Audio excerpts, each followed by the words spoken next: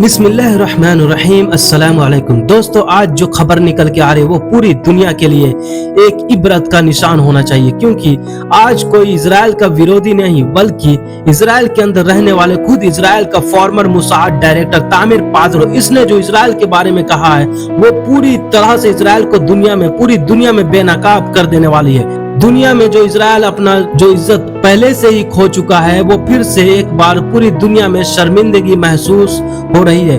Israel का जुर्म जो फिलिस्तीन और वेस्ट बैंक में जो हो रहा है उसके ऊपर तामिर पादरो, जो कि इजराइल का फॉर्मर मोसाद का हेड रह चुका है, उसने कहा है कि इजराइल जिस तरह से वेस्ट बैंक के ऊपर जुर्म कर रहा है, वहां के घरों को उजाड़ रहा है, वहां के लोगों को दूसरे इलाकों में जाकर बसने पर मजबूर कर रहा है, वो पूरी तरह से होलोकॉस्ट के जैसा है। होलोकॉस्ट मतलब कि होलोकॉस्ट में 60 लाख से ज्यादा यहूदियों को कत्ल कर दिया गया था।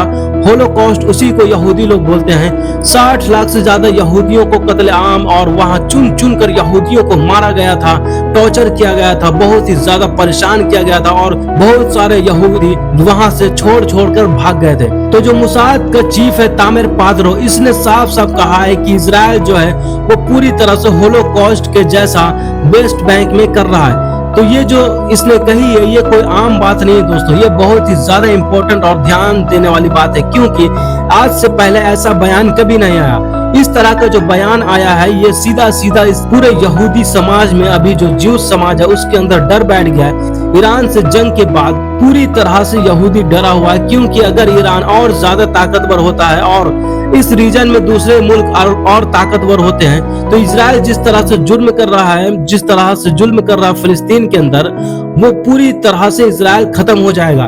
तामिर पादरो ने कहा है कि इजराइल के वजूद के लिए ये खतरा है अगर इजराइल नहीं सुधरता है। तो इजराइल अगर ये चीज बंद नहीं करता वेस्ट बैंक के अंदर तो ये पूरी तरह से इजराइल का जो वजूद है उस पर खतरा हो सकती है आने वाले दिनों में। और जो 7 अक्टूबर हुआ है वो एक बार नहीं और भी होने वाली है, क्योंकि इजराइल जो जुल्म कर रहा है लोगों के ऊपर वो कभी ना कभी बदला लेने जरूर आएंगे इजराइल से।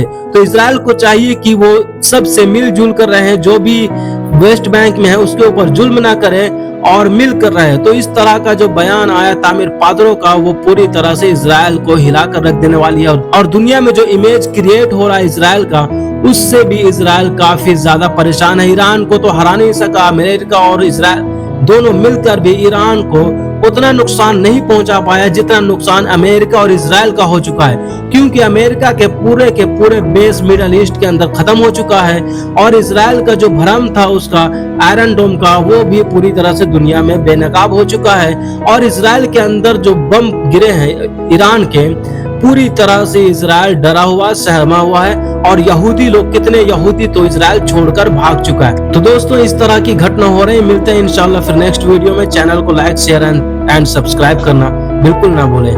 बहुत बहुत शुक्रिया।